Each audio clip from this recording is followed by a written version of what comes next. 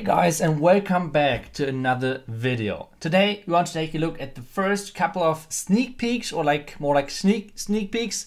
But let's see what exactly are they bringing, and then as well in the background I will show you guys a couple of nice legend attacks which I recently did, and we will talk a bit about the Legend League matchmaking. But first, let's take a look at the changes because they're in-game, which means you can see everything of them. And we'll just briefly go through them, and then I will discuss them a little bit deeper. So first, obviously a couple of things are getting cheaper, which is basically every single time in the spring update the case, like heroes, troops, and then obviously the walls and everything are getting cheaper. So here we can see the walls are getting cheaper as well, and I think the walls are one of the biggest changes in combination with the heroes. You can see it over here how much the reduction actually is.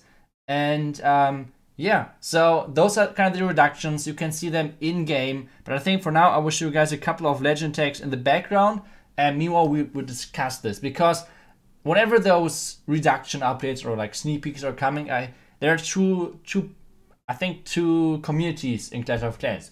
One community say, okay, that's awesome, new people can, or like me as a new guy in Clash of Clans can like try to somehow close the gap a little bit quicker.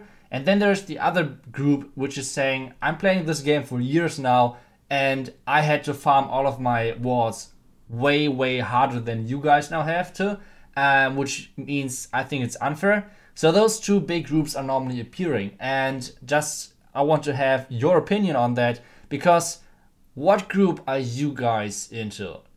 For my part, I think that even though, yes, when I back then farmed my walls, it was way harder, but at the same time, I have to say, without those changes, I think Clash might get more and more unpopular, which I think isn't the best thing. Because like, let's imagine you guys would start right now with Clash of Clans, right? And you see there are 13 tunnel levels in there, which might in the beginning does not seem too much, but as soon as you're getting closer to tunnel 9, you feel like, damn, this is taking forever. So I don't know, I think if this game is just living if new players are coming in, and this is how you get those new players in, with reducing the time of the lower town level stuff. So let me guys know what you guys think about this, because like I said, I think it's good for the game, even though I see the point of, yeah, back then you had to farm all of this. So we have a couple of hero things, and then obviously the walls, which are the biggest thing in my opinion. But yeah, either way, let's now switch to Legend League, and I will talk about the matchmaking in a second as well. But for now, let's enjoy the last couple of seconds of this attack. This is actually a kind of popular base. This is one of the top, I think, he's at least in the top 30 in the world. So this guy's really high up there. So this base is kind of decent, I think. But yeah, this is how I normally attack this. Most of the time, it's either a time fail or a triple, like one. It's kind of 50-50. For this one, I was kind of lucky with how everything was splitting, etc. And you can see like the winning move in a second as well, which are those wall breakers. You will see it right now. I'm wall breaking the Yetis kind of out of the compartment, which not only gives the Yetis time to like catch up, but the more important thing is because the Yetis are full HP, the healers will switch to my queen and my warden, which means they will stay alive, which are the way more important things. So this was kind of the winning move in my opinion on this part. And yeah, waiting kind of long with Unbed and everything to place, because I had to make sure that the enemy queen is down. And yeah, as soon as that's the case, we can triple the base and get our juicy trophies. And now let's talk about the matchmaking in Legend League, because I feel like a lot of people are not really aware of this. So let's take a look at my defenses and my attacks. So first off, obviously, this base right now is not doing too well at all. I need a new base. But either way, what I want to talk about is the trophies. So let's take a look at the trophies where I'm getting attacked at. 6.4k, which is kind of normal. I'm right now at the beginning of the day. I was at 6.2k. So 6.4, 5.9, and now there's this strange things like 5.4, and then 5.7, 6.2, 5.4 again, 5.4 again. So this is the strange thing about this kind of. And if you guys are taking a look at the offense, it's kind of a similar thing. So you see, this was the guy from today with 6.2, and then 5.5, 5.9, 5.5, 5.5. So you can see those guys are mainly not on the same trophy level as I am. So you guys might wonder, like, iTzu, how is this actually a thing? So I don't know why exactly this is happening. I can just guess on this one.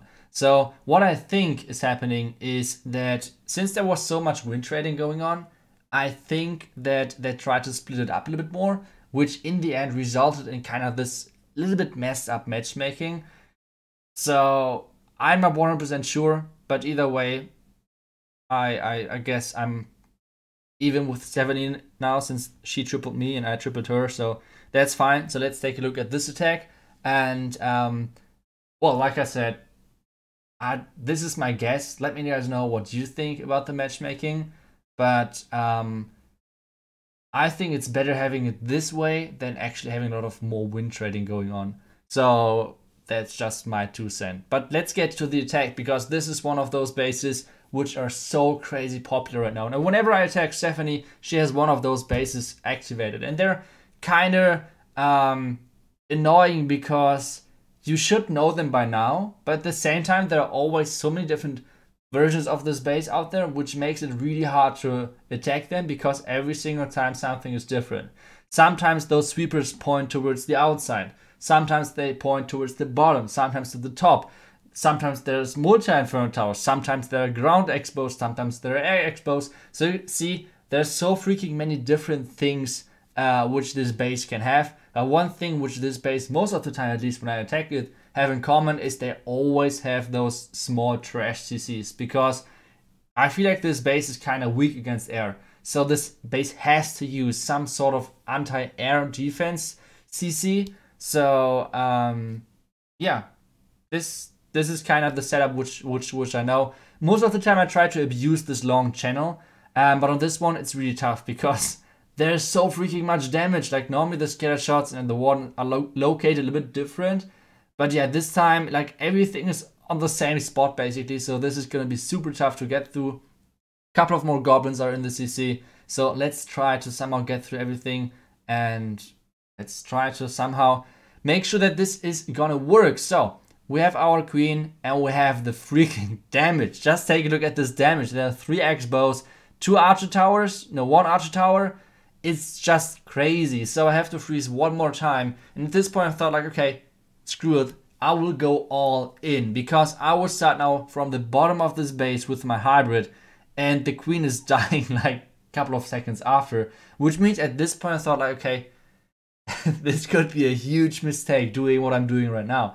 But I just want to try it. I want to have my healers staying alive, which wasn't the exact thing which was going to happen, because the scatter shot is actually targeting the healers, which in the end wasn't a bad thing, because they were tanking for my Hawk Riders and Miners. I'm using the last seal spell I have, and there's still so much space left. And I mean, you guys, I probably should have not shown you guys the result already, because at this point I personally thought, okay, this is going to be a 1-star. No way we get this even a 2-star.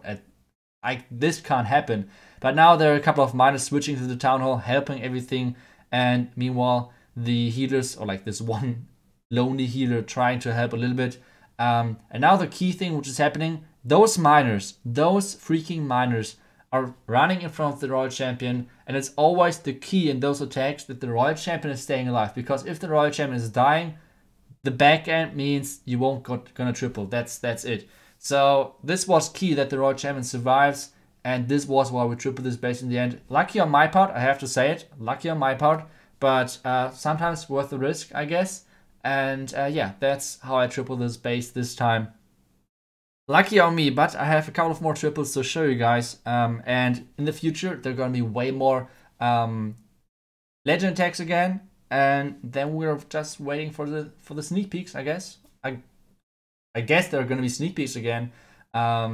So let's wait for them and see what happens. So on this base, I want to show you guys this attack, because on this attack, everything went wrong. And this is kind of the crucial part, because one of the guys were asking like, iTzu, how many trophies do you gain per day, and what is kind of the secret?